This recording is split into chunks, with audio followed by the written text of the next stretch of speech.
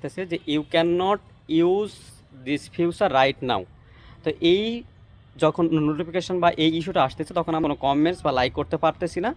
তো এখন এই সমস্যাটা সমাধান করবেন কিভাবে? তো এই সমস্যা সমাধানের জন্য আপনাকে যেটা করতে হবে, আপনার ফেসবুক অ্যাপসে যেতে হবে। ফেসবুক অ্যাপসটা এইভাবে ধরবেন, ধরার পর বা আপনার হচ্ছে অ্যাপস স্টোরেও যেতে পারেন। ধরার পর এখানে কী করবেন, আমারটা এখানে এই যে আশ্চর্যজনক চিহ্নের মতো এখানে আছে, এটাতে ক্লিক করলাম, কিন্তু আপনাদের এখানে এমন আসতে পারে যে অ্যাপ ইনফো লেখা আসতে পারে। তো এখানে যাবেন, যাওয়ার পরে এখান থেকে নিচের দিকে কি করবেন, নিচের দিকে চলে যাবেন এই স্টোরেজ।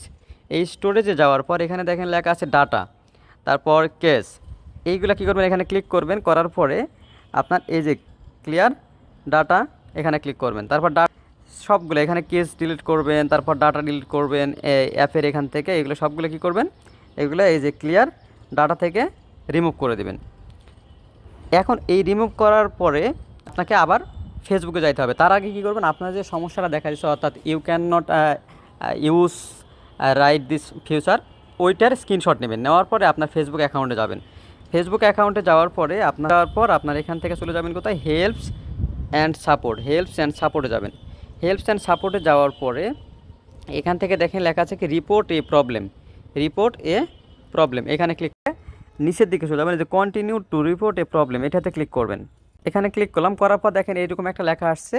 তো এরকম ইন্টারফেস আসার পরে আপনার এই যে ইনক্লুডে ক্লিক করবেন। ক্লিক করার পরে এখান থেকে আপনার যদি প্রোফাইলের সমস্যা হয় তাহলে প্রোফাইল সিলেক্ট করবেন, যদি পেজের সমস্যা হয় তাহলে পেজ সিলেক্ট করবেন।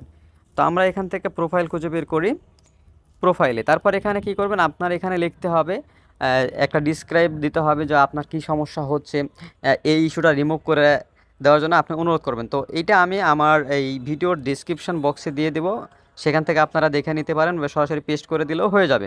তারপর এখানে কি করবেন, আপলোড ফ্রম ফোন। এই আপলোড ফ্রম ফোন থেকে আপনার হচ্ছে ওই যে স্ক্রিনশটটা নিয়ে রাখছেন, সেই স্ক্রিনশটটা এখানে আপলোড করে দেবেন। স্ক্রিনশটটা নিয়ে আপলোড করে দেবেন। এরপরে কি করবেন, এখানে নেওয়ার পর এই যে দেখেন তীর চিহ্ন আছে, এই তীর চিহ্নে ক্লিক করে দেবেন।